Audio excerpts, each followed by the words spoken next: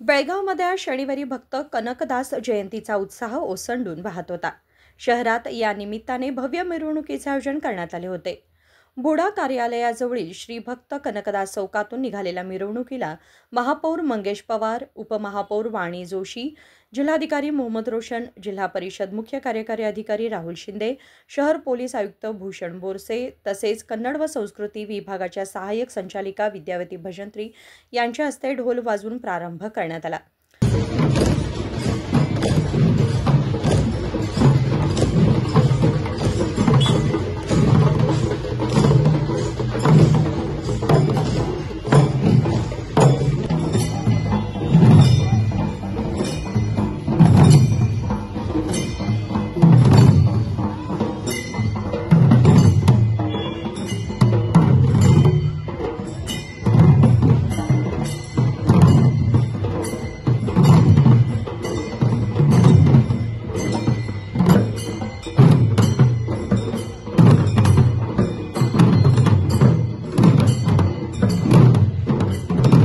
ढोल ताशांच्या गजरात विविध कलापथक आणि वाद्यमेळ्यांसह निघालेली ही शोभायात्रा आरटी संगोळी रायना चौक, SP ऑफिस रोड मार्गे शहरातील कुमार गंधर्व कला मंदिर येथे पोहोचली आणि तिथे ती एका भव्य समारंभात परिवर्तित झाली.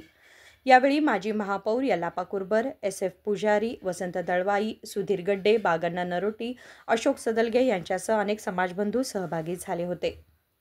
संकल्प शिंदे, KMM मराठी, बेळगाव.